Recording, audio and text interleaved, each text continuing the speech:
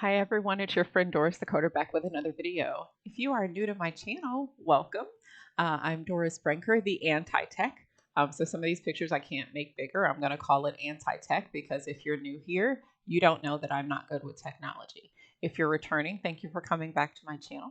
In today's video, Deeper Than the Diagnosis, we're going to talk exactly about that, congenital Cath coding in 2022, and why we have to look deeper than just what the diagnosis code is.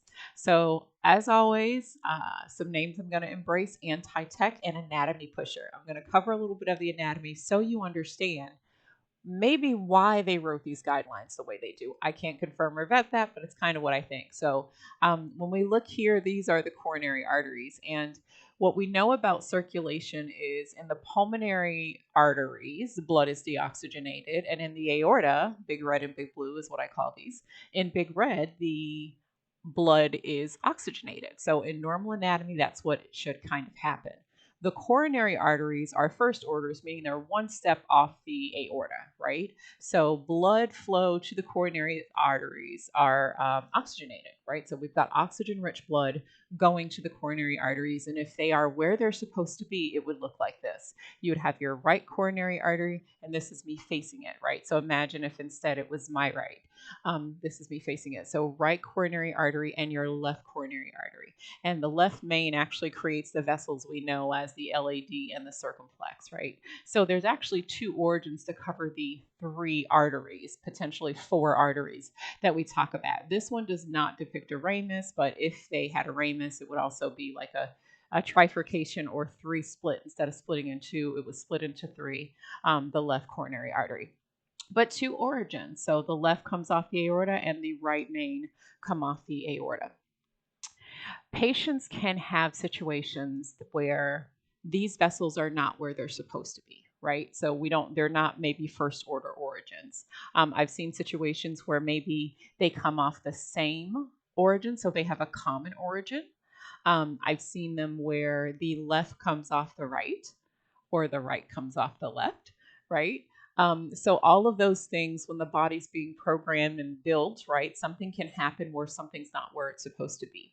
So diagnostically, we really have one diagnosis code, Q245, largely, that we use for our coronary artery diseases that are congenital. And these are things that if they find them, even if they find them very late, like I encountered with a relative, these are absolutely congenital diagnostically, right? So the heart didn't change to this. It was built this way.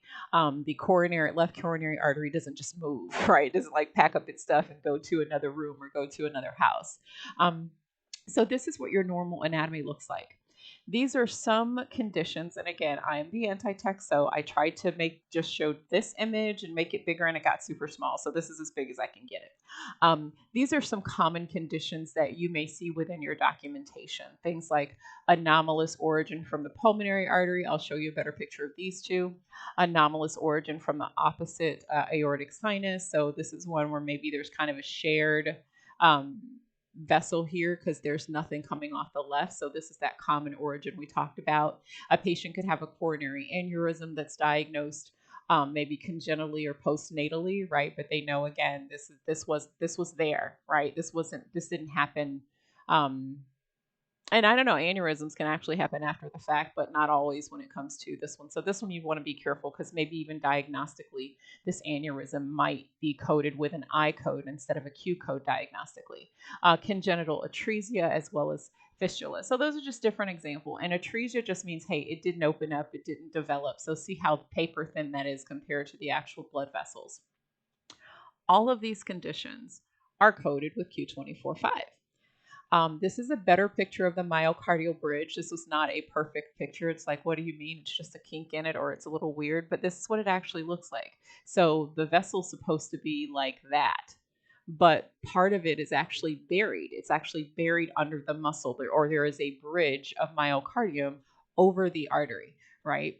So that's, again, Q24.5. And then you have this condition the providers may document as Al-Kappa. So anytime in terminology, if you don't know what these abbreviations are, research them or reach out to your doctor and say, hey, what does that mean? Most of the time, the docs are really great. They understand we're not clinical, and I've gotten a pretty good feedback from them. Now, this is Al-Kappa as opposed to alpaca, not like the lamb or llama. Llama?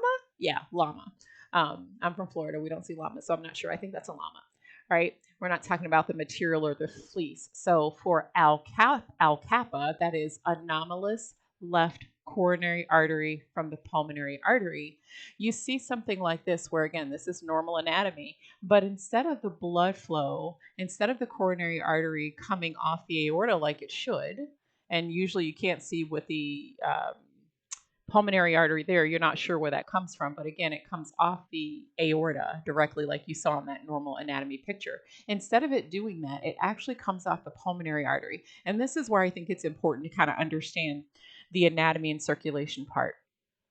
Pulmonary arteries, you may see the difference in your catheterization access as well, because what they're going to do is they're going to end up maybe accessing venously and injecting in the pulmonary artery. Why? Because the coronary artery is coming off the pulmonary artery. But that also means that the blood supply to the left heart is not oxygenated, right? Because we know the right side of the heart and the pulmonary artery, which is again on the right sided circulation, that is not oxygenated blood.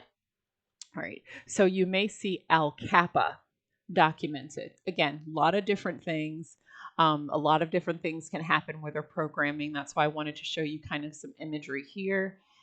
If I have my right and left coming off the same origin, or I have my left coming off the right coronary artery, there's a challenge there, but the heart is still getting oxygenated blood. In alcapa, the heart is not on the left side, which has a greater responsibility than the right side, right? Because we've got to push blood to perfuse the entire body as opposed to just pushing it to the pulmonary artery that's attached there. If blood flow is coming from the aorta to the left coronary artery via the right coronary artery, it's still oxygenated. If there is a shared origin of the coronary arteries, the right and left, they have a common origin, is how you might see it in your documentation. That's still oxygenated blood.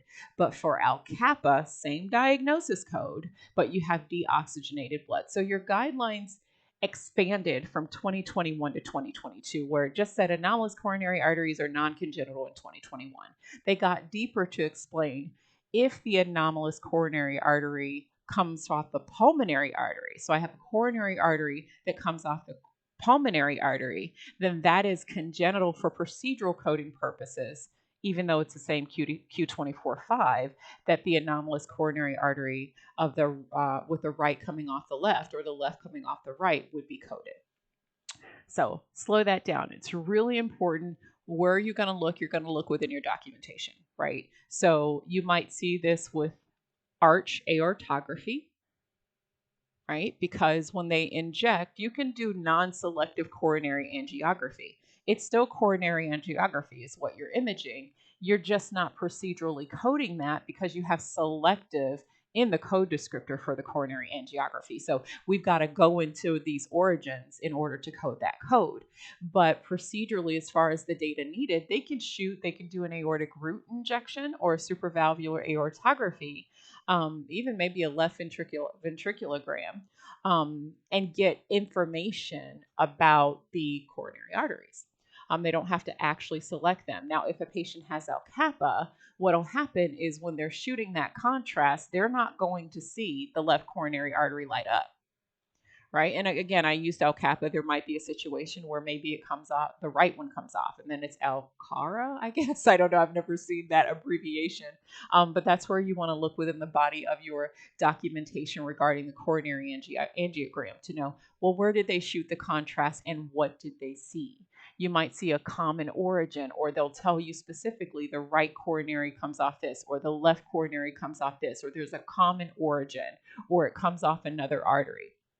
Your guidelines are going to direct you that says if you have alcapa, for example, and again, it doesn't specifically say alcapa, but that's actually the abbreviation for it. If you have either of your coronary arteries come off your pulmonary arteries, big blue, that's going to qualify you for a congenital procedural Cath code. Same diagnoses for all of these, but that's going to qualify congenital cath. The other origins, if they come off the aorta or they come off each other, like the left comes off the right, or a different origin of the aorta, it's still coming from the aorta. The blood supply is still oxygenated, so you do not get to code a congenital cath code for procedure coding purposes, even though your diagnosis is the same. So, did that help? I hope. That was my intention. If not, I apologize. If so, yay. That was my goal. So when you're coding your congenital cath codes, remember, go deeper than the diagnosis. It's not just about the code. You're going to find some of your Q codes that don't code with congenital codes, and you look to your guidelines. I don't like to add anything to it or take anything away from it. Your guidelines say what they say, and that's it. So refer to them when you're actually reporting and know where to get in your documentation. Did I cover everything I wanted to? Yes. I realized that was not all. One more thing. There are some diagnoses that absolutely are going to qualify you for congenital cath coding. Major cyanotic heart diseases will do that. TGA, CCTGA, DORV, double outlet right ventricle, double inlet left ventricle, TAPFR, PAPFR are some of the abbreviations you're going to see. So a good benchmark might be to see if it's some of those conditions that are mentioned in your guidelines. Let me know if you want a video on that. Those major cyanotic diseases. I just don't want you to get confused and think just because it's not a cyanotic disease, it's not a congenital cath. Again, add nothing to and take nothing away from the guidelines as they stand. Okay, now I'm done. I got it now. Have a good one. I think so. But if you have any questions, feel free to drop them in the chat. I try to be as responsive as possible with that. Until the next video, I'm your friend Doris TheCoder. You know what I say. Like it if you do. If you found the information helpful and you think someone else can, feel free to share it. And remember to subscribe, because whenever I post, no more promises made whenever I post. You'll get notified of the information and get it timely. Until the next one, I'm your friend Doris TheCoder signing out, and I will see you in the next video.